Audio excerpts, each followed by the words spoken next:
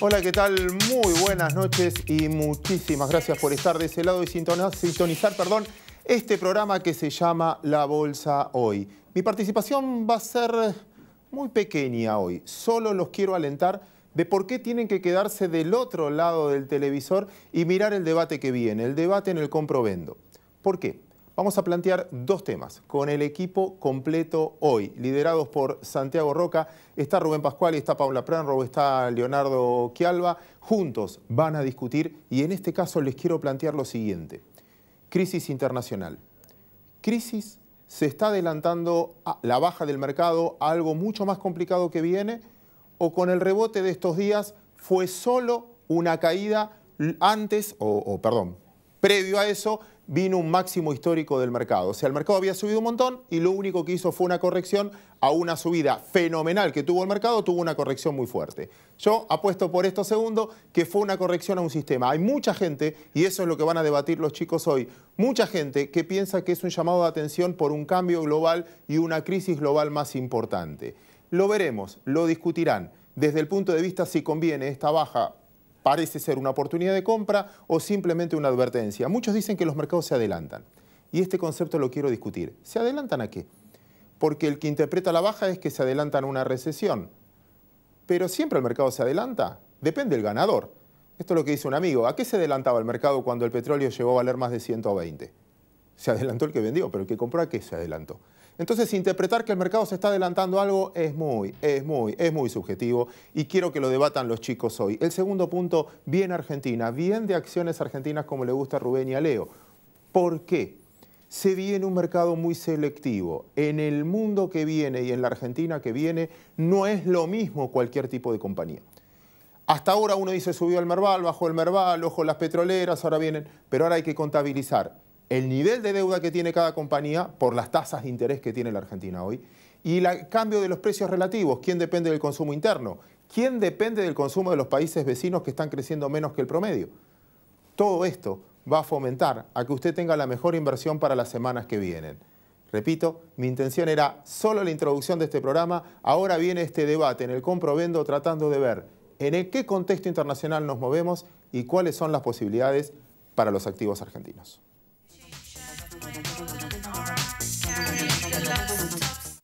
A través de la red Agentes Miembros del Merval, acceda a una amplia variedad de valores negociables y operaciones en el mercado de capitales.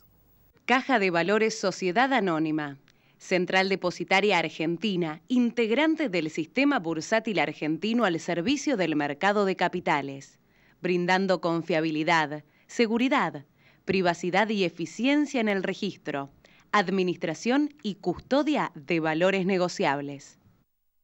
Auspicia este programa LAN, el encanto de volar. ExxonMobil, líder en tecnología para la operación segura y eficiente de recursos no convencionales de gas y petróleo, está contribuyendo con el progreso del país desde sus operaciones en la provincia de Neuquén.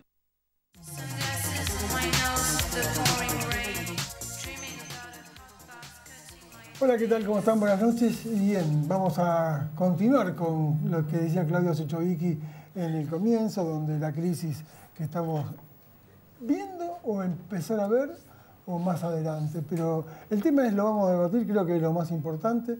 Y también tenemos en la semana algo muy importante. Está la reunión del FED y esto también lo vamos a tratar de debatir. Y también tenemos el Banco de Japón, que está marcando quizás un relevamiento nuevo con China, y esto es si los fondos de China se van a clarificar o van a salir a la luz, la verdad, cuál es su base monetaria. Pero bueno, hoy equipo completo y empezamos por Paula. ¿Qué tal, Paula? ¿Cómo estás? ¿Qué tal, Santi? Buen ¿Cómo color, estás? Muy buen, ¿y qué color? Como le dijo recién Rubén, tenemos máxima en esta mesa. Bueno, Leonardo Chialva, ¿cómo estás? ¿Cómo va? Buenas noches. ¿Estamos para empezar? Por supuesto. ¿Rubén? Muy buenas noches. Bueno, vamos entonces a la crisis que se plantea. Quizás también Alemania es uno de los temas que vamos a tratar, y lo que pasa con Mario Draghi, si realmente es oportuno empezar a mirar el aumento de tasa o dejar esta tasa prácticamente en tipo cero, y todo esto es realmente, los dejo para que ustedes empiecen a debatir. Me toca a mí siempre primero. Bueno, la semana pasada tuvimos una semana de rebote en los mercados después de 2 primeras semanas de enero que fueron horribles. Todo el mundo mirando fundamentalmente a la evolución del precio del petróleo como driver importante. Bien vos decías, también hubo reunión del Banco Central de Europa donde hubo una sorpresa quizás ahí en que Draghi dijera que está dispuesto ahora sí a aumentar los estímulos monetarios. Me parece que hoy leía esta mañana un reporte muy interesante donde estaba la correlación entre el precio del petróleo y la evolución del dólar, ¿no? Todas las señales que vayan hacia una continuidad, digamos, en la apreciación del dólar respecto al resto de las monedas, porque también vimos que la caída del petróleo se produjo junto con una fuerte devaluación o con una devaluación mayor a lo esperada en el yuan chino. Y la semana pasada lo que se vio fue una revaluación del peso mexicano y de la moneda canadiense, ¿no? Entonces hay que estar mirando también mucho qué es lo que pasa en el mercado de monedas para también tratar de entender qué es lo que está pasando con el petróleo. Esta semana reunión de la Fed, menos relevante que la reunión de diciembre. ¿Por qué? Porque no va a haber conferencia de prensa posterior de Janet Yellen, con lo cual lo único que vamos a tener es el comunicado, y lo que se está esperando es que la Reserva Federal este año no sean 4 las veces en las que suba las tasas de interés de corto plazo, sino 3, ¿no? Lo que estaría marcando también preocupación por la salud de la economía global. Bien, y entonces Paula hablaba del petróleo también, ¿no? Y el petróleo, recién veíamos un gráfico que nos mostró Dionisio y nos marcaba que en los años 60 era el 1% del Producto Bruto Mundial. Y ahora estamos otra vez más o menos parecidos. ¿Esto cómo lo podés explicar? Sí, en lo que es el consumo, claramente está bajo. Ahora, la buena... Aquí hay que diferenciar 2 cosas. Uno, que es el trading, en donde hay una volatilidad espantosa o una volatilidad excelente para el que es trader y la puede agarrar. Yo lo que recomendaría es hoy no ponerse el bonete de trader porque es bastante complejo. Lo que sí creo es que hay que tratar de hacer proyecciones de mediano o largo plazo. Y en ese sentido me parece que esta caída del petróleo empieza a dejar oportunidades. Para traducirlo en el mercado doméstico, YPF.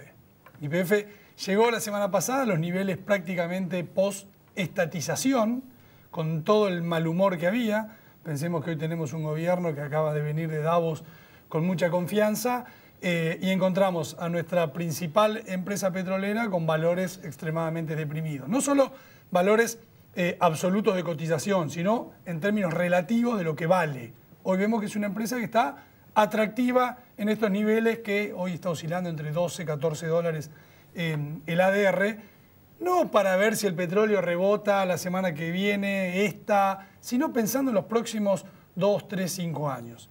Y ahí hay que irse a la reunión de cambio climático. Ahí lo que hay que pensar es que el 30% de la producción energética mundial viene del carbón, que se espera que para el 2040 ese valor baje de 30% a 25%, que China destina el 70%, la producción de energía, el 70% viene de carbón, y el carbón, cuando uno lo quiere sustituir, no lo puede sustituir. ¿Está estudiando de cerrar algunas plantas carboníferas? Pero por supuesto en Estados Unidos es el próximo paso, que desaparezca el carbón. Y China, que es el que tiene que hacer el gran aporte, tiene que ir a consumo de petróleo y consumo de gas. Después vamos a ir madurando hacia energías renovables. Hoy la energía renovable representa el 1% de la generación energética mundial.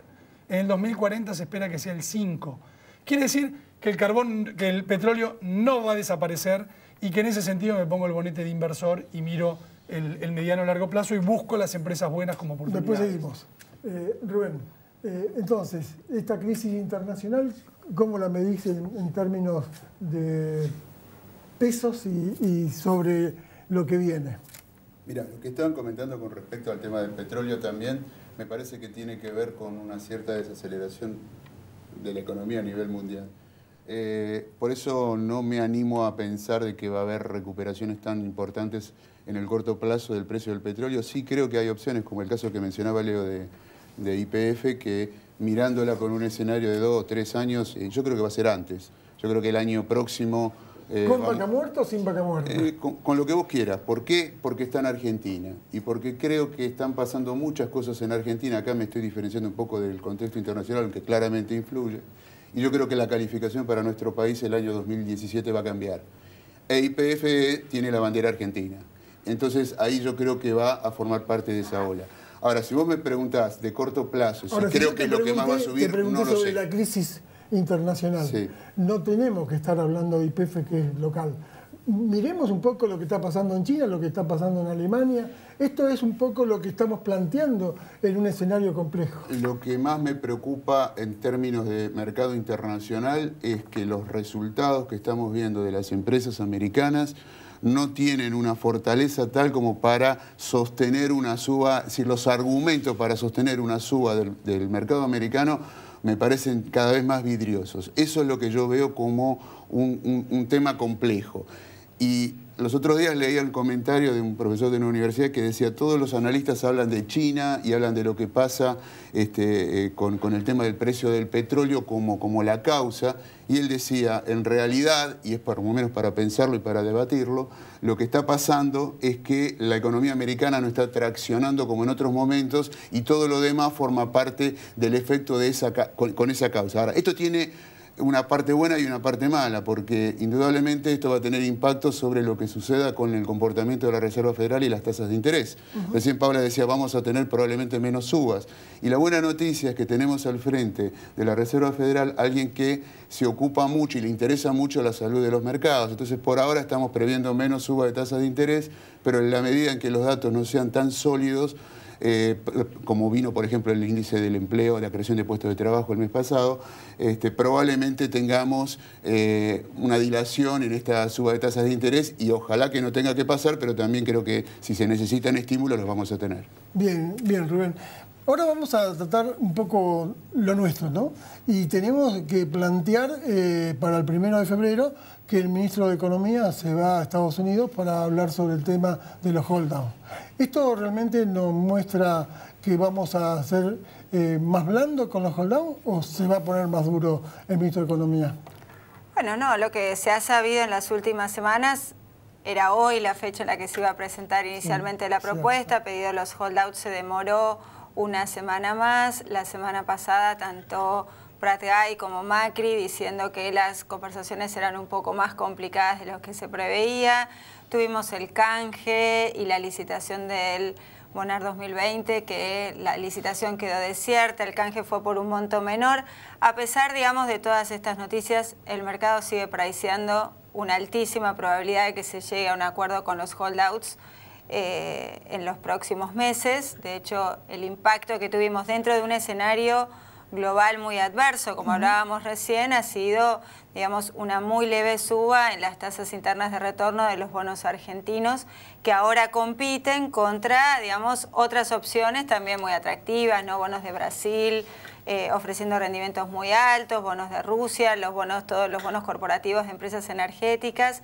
Y sin embargo, a pesar de todo esto, los bonos siguen sostenidos, apostando a una renegociación, donde creo que para los inversores externos lo que más les preocupa no es, digamos, más allá de la propuesta en sí misma, ¿no?, que va a marcar los puntos o, digamos, dónde se va a parar cada uno para empezar a negociar, va a ser qué va a pasar acá en la Argentina con la derogación de las 2 leyes que se necesitan para poder después cerrar ese acuerdo. Entonces vamos a tener que la derogación de la ley Cerrojo, la de la derogación de la ley de pago soberano, con lo cual creo que va a llevar un tiempo, pero el mercado sigue esperando que eso se va a producir este año. O sea que vamos a tener que esperar un largo tiempo más. Sí, vamos a tener que esperar unos meses más, o digamos vamos a tener que esperar lo que siempre dijimos que tampoco iba a ser una solución inmediata que iba a aparecer ahora. ¿Por dónde viene la propuesta del gobierno? Lo ha dicho Prat-Gay, también lo menciona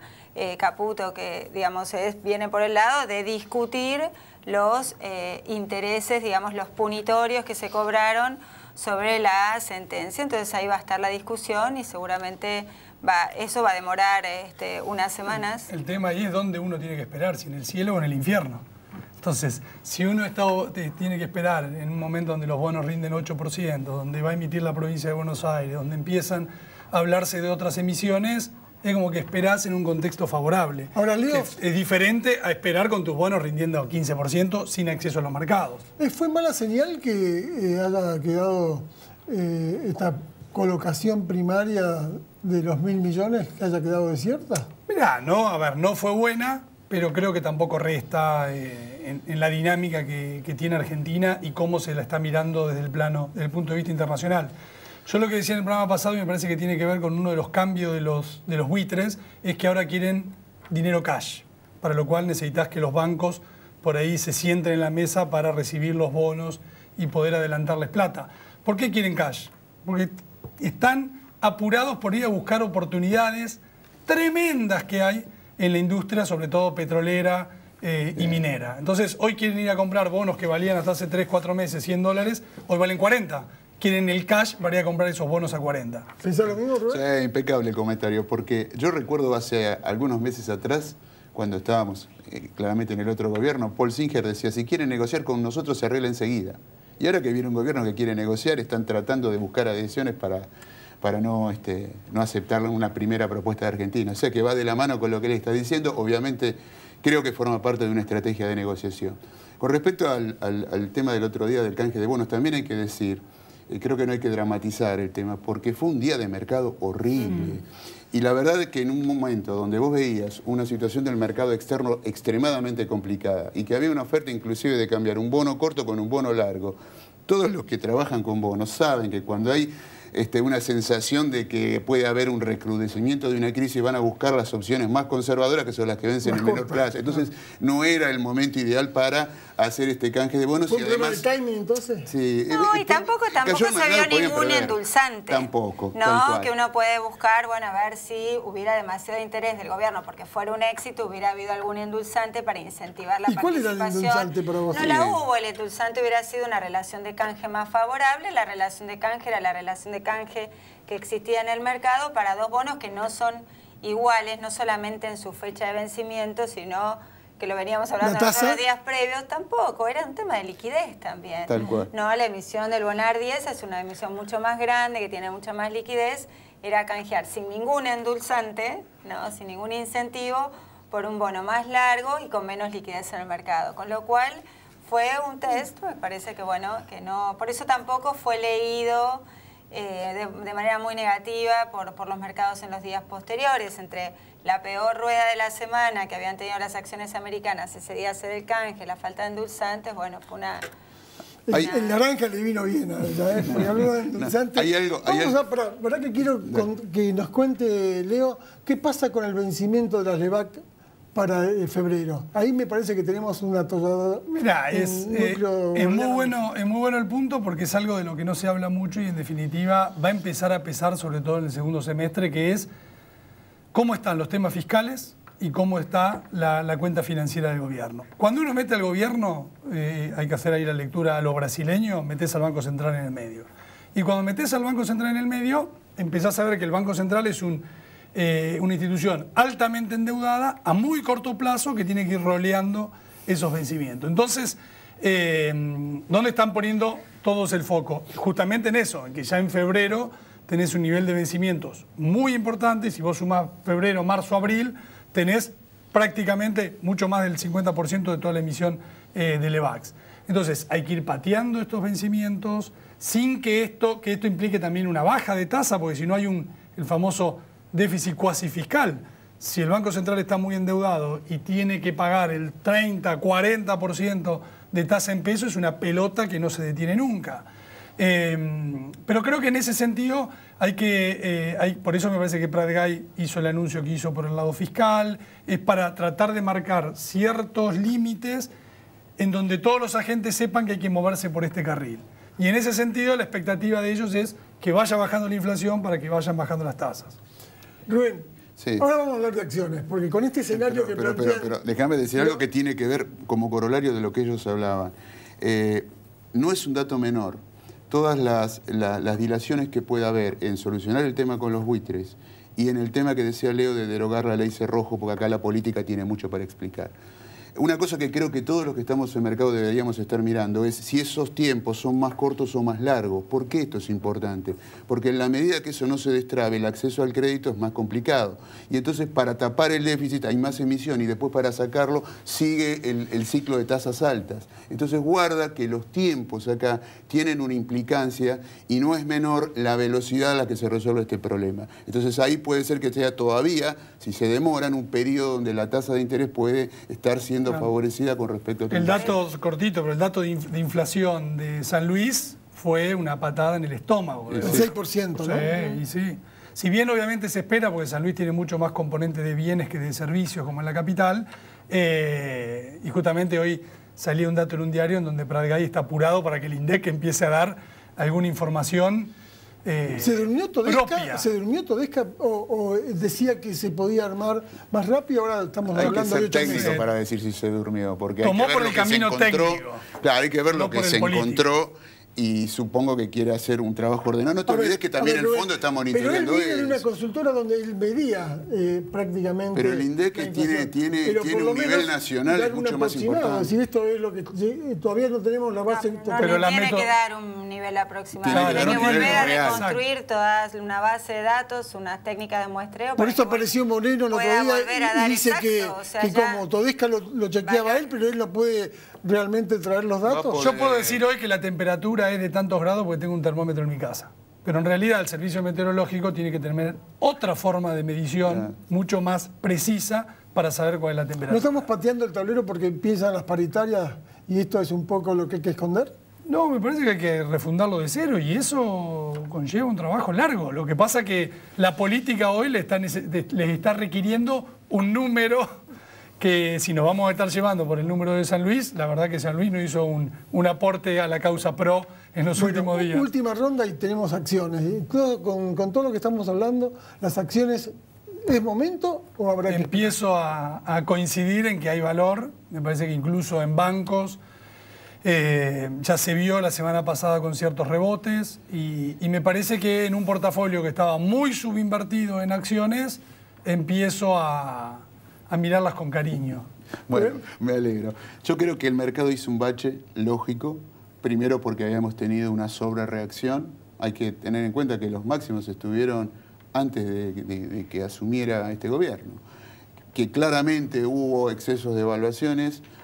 A veces uno mira los múltiplos de las compañías, a veces pareciera que los balances no sirven para nada. Bueno, en algún momento la realidad vuelve y había cosas que estaban sobrevaluadas y como siempre los mercados exageran. Pero también exageraron para el otro lado, se juntó todo este escenario complejo a nivel internacional y me parece que estamos pasando esa parte del bache. Lo que yo tengo claro, no te puedo decir lo que va a pasar mañana ni la semana que viene, pero lo que tengo claro es que a muchas compañías, algunas más que otras, las medidas que está tomando el gobierno van a hacer que les vaya mejor, que van a tener una mejor rentabilidad. Más de mediano o largo plazo estábamos hablando de esta mejora en la calificación de Argentina, si estamos hablando claramente del tema local. Entonces lo que veo es mucho valor de acá a futuro. Él mencionaba hace un ratito YPF, probablemente que haya otras empresas que sectorialmente puedan capturar ya el impacto de las medidas. Y te voy a nombrar un mes que para mí es clave, febrero. ¿Por qué febrero? Porque empiezan a llegar los balances y vamos a ver en una primera aproximación el impacto, no solo sobre los flujos de fondos, sino sobre los stocks. Estoy hablando de los activos y de los pasivos en dólares de muchas compañías. Y vamos a ver, y le propongo a la gente que le interesa el tema de acciones que lea los comentarios del management de las compañías, donde seguramente va a haber abundante información. Pero febrero va a ser un mes de tasa, porque la liquidez que va a... Está bien, pero a ver, yo coloco al 30%, 36%, le saco el 3% mensual. De acá a marzo le saqué el 9%. Fíjate lo que te puede hacer el mercado en 1 o 2 días. Es decir, para la bolsa sí son números importantes, pero también para mí viene una noticia muy importante esta semana o la próxima. Van a anunciar el aumento de tarifas. Sí, tal cual. ¿No? Entonces empezamos a tener noticias concretas. Nada más. Exacto, bueno, pero no importa. Es muy relevante a los efectos de ir construyendo los marcos sobre los cuales habla Rubén de que las empresas van a desarrollar sus negocios de ahora en más. Santiago, vos sos un hombre de campo. Conocés como ninguno de nosotros la actividad de campo. ¿Cuánto le mejoró la ecuación a un productor agropecuario que le quitaron las retenciones y además tuvo la devaluación? Y le mejoró un 20%. ¿Nada más? Nada más. Porque los insumos aumentaron muchísimo. Si vos buscás la fórmula de costo, es realmente muy alta. Y después, el tipo de cambio no es lo que esperaba el mercado. Si bien, ¿cuántos puntos le podemos sacar con las retenciones? Creo que estamos hablando ahí de 3 puntos más. Y esto es lo que el campo está esperando. Y además tenemos un water market muy jorobado. O sea, el niño está marcando mucha agua y esto es lo que para el maíz lo puede jorobar. Pero bueno, este es un punto que lo vamos a tratar en algún momento con algún especialista. Cortito tema de balance, interesante las utilidades que reporten de Rofex, algunas compañías. Ahí está. Bueno, ¿cómo está el riesgo país con respecto al año pasado? Bueno, hemos tenido una mejora en el riesgo país y versus un deterioro en el riesgo país, sobre todo en la comparación con Brasil. Yo igualmente creo que la mejora marginal, o sea, lo que queda todavía de mejora hacia adelante serán 150, 200 puntos básicos más. Ya no va a ser tan abrupta. Me siguen gustando mucho los bonos en dólares argentinos porque tienen buenos rendimientos en dólares para lo que sigue siendo el mundo, porque estamos también, a veces decimos, aparecieron otras ofertas, ¿no? Pero esas otras ofertas tienen otras perspectivas. Bueno, hasta acá llegamos. Gracias a los tres, realmente interesante el debate. Y bueno, esperemos lo que tenemos que ver, la reunión del FED y después la reunión que va a tener con los Holdouts, el ministro de Economía y Caputo y compañía. Pero creo que todo tiene quizás para adelante un poco de esperanza. Nos vamos. Chau, que lo pase bien.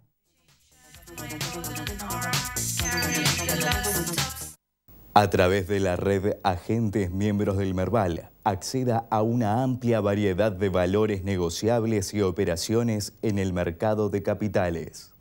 Caja de Valores Sociedad Anónima.